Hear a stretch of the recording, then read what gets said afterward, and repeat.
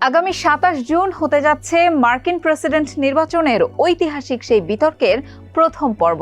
Coin টসে জিতে মঞ্চের ডান পাশের পোডিয়াম বেছে নিয়েছেন বর্তমান মার্কিন প্রেসিডেন্ট জো বাইডেন, আর সেই হিসেবে চূড়ান্ত সমাপনী বক্তব্য রাখবেন সাবেক প্রেসিডেন্ট ডোনাল্ড ট্রাম্প। চলুন আজকের প্রতিবেদনে মার্কিন প্রেসিডেন্ট নির্বাচনের প্রেসিডেন্সিয়াল এই বিতর্কের আদ্যোপান্ত জেনে নেই। কেন এই বিতর্ক, কি এই বিতর্কের নিয়ম, কারা আয়োজন করে, কেন আয়োজন করে, আর ১৯৬০ সালের পরই বা এত দ্রুততম সময়ে এই নির্বাচন কেন অনুষ্ঠিত হচ্ছে। CNN এর একটি প্রতিবেদনের আলোকে এই সব প্রশ্নের উত্তরগুলো নিয়েই আপনাদের সাথে আছি আমি মোহনা হোসেন। ২০২৪ সালের মার্কিন প্রেসিডেন্ট নির্বাচনের বিতর্কের প্রথম পর্বের তারিখ নির্ধারণ করা হয়েছে আগামী ২৭ জুন। আটলান্টার জর্জিয়ায় রাত ৯টায় বসবে এই আসর, যা সরাসরি সম্প্রচার করবে CNN international, CNN Spain, CNN max এবং CNN ওয়েবসাইটেও সরাসরি প্রচারিত হবে এটি। বিতর্কটি পরিচালনা করবেন CNN এর প্রবীণ উপস্থাপক জ্যাক টপার এবং ডানা ব্যাশ। এটি চলবে ৯০ মিনিট। এর মাঝে থাকবে ২টি বিজ্ঞাপন বিরতি। নিয়ম হচ্ছে, বিতর্কের এক সপ্তাহ আগে একটি কয়েন টস হয়। সেই টসের মাধ্যমে নির্ধারণ হয় কে কোন পাশের পোডিয়াম নেবেন এবং কে সমাপনী বক্তৃতা রাখবেন। গত বৃহস্পতিবার ট্রাম্প ও বাইডেনের মধ্যে কয়েন টস হয়ে গেছে।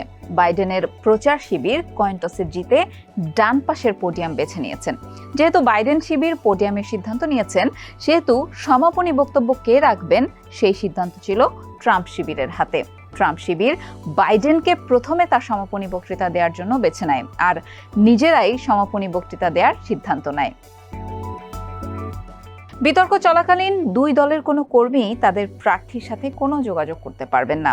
বাইডেন এবং ট্রাম্প দুজনকেই কেবল একটি কলম, একটি কাগজের প্যাড ও একটি করে পানির বোতল দেয়া হবে। এর বাইরে তাদের কাছে আর কোনো কিছুই থাকতে পারবে না। কারো হাতেই আগে থেকে কোনো নোট নিয়ে আসার সুযোগ নেই। এবারে নিয়ম করা হয়েছে, যখন একজন কথা বলবেন তখন অন্য পক্ষকে বাধ্যতামূলকভাবে তার মাইক্রোফোনটি বন্ধ রাখতে হবে। কারণ বাইডেন ও ট্রাম্পের পূর্বোক্ত বিতর্কের অভিজ্ঞতাটা খুব একটা সুখকর নয়, তাই এবারে কড়াকড়িভাবেই এই নির্দেশনা দেওয়া হয়েছে। এছাড়াও স্টুডিওতে কোনো দর্শক থাকতে পারবেন না। CNN এবারে একটি সভ্য আলোচনা নিশ্চিত করতে চায়। ১৯৬০ সালের নির্বাচন থেকে এবারই প্রথম এত দ্রুত কোনো প্রেসিডেন্সিয়াল বিতর্ক হতে যাচ্ছে। যেখানে নির্বাচন নভেম্বরে, সেখানে জুন মাসের শেষ সপ্তাহে হতে যাচ্ছে বিতর্কের প্রথম পর্ব। আবার এটি প্রথম বিতর্ক যার আয়োজক হিসেবে থাকছে না ঐতিহাসিক দ্বিদলীয় commission on presidential debates CPD। কেন এটা তাদের হাতছাড়া হলো সেটা জানতে আবারও সেই ৪ বছর আগের নির্বাচনের দিকে ফিরে তাকাতে হবে। ২০২০ সালের বাইডেন ট্রাম্প দ্বৈরথের দিকে তাকাতে হবে। রাজনৈতিক বিশ্লেষক, দর্শক, শ্রোতা সবারই মতামত ছিল যে সেবারের দুটি বিতর্কই ছিল কুৎসিত এবং বেশ উত্তপ্ত।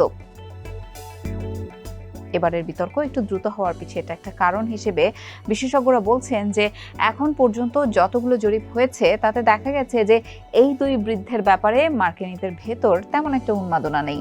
এই বিতর্ক হয়তো ৭৮ বছর বয়সী ট্রাম্প আর ৮১ বছর বয়সী বাইডেনের দিকে একটু ক্ষীণ মনোযোগ সঞ্চার করতে পারবে। মনোযোগ সঞ্চার হবে নির্বাচনের দিকেও, তাই এবারে বিতর্কের আয়োজনটা একটু দ্রুতই করা হলো। এছাড়া CPD সবসময়ই একটু দেরিতে বিতর্কের আয়োজন করে, কিন্তু কিছু কিছু অঙ্গরাজ্যে ততদিনে ভোট গ্রহণ শুরু হয়ে যায়। দুই প্রেসিডেন্ট প্রার্থীর মধ্যে বিতর্ক ভোটারদের মনে প্রার্থী সম্পর্কে একটা ধারণা তৈরি করে, তাই দেরিতে এই বিতর্কের আয়োজন খুব একটা ফলপ্রসূ হয় না বলছেন বিশেষজ্ঞরা। কিছুদিন আগ পর্যন্ত দুজনের কেউই বিতর্কের দিকে তেমন একটা আগ্রহ দেখায়নি।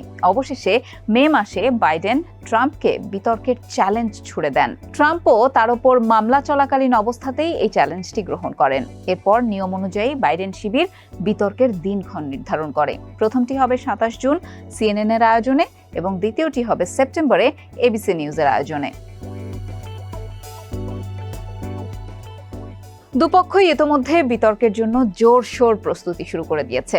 বাইডেন এবং তার উপদেষ্টাদের সাথে সাক্ষাৎ শুরু করেছেন, যা বিতর্কের আগ পর্যন্ত চলতেই থাকবে।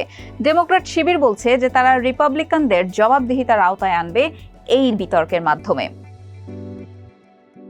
এদিকে ট্রাম্প তার স্বভাবসুলভ ভঙ্গিতে বলেছেন যে বাইডেন খুবই বাজে একজন বক্তা, একসাথে কখনো দুটো লাইনই বলতে পারেন না।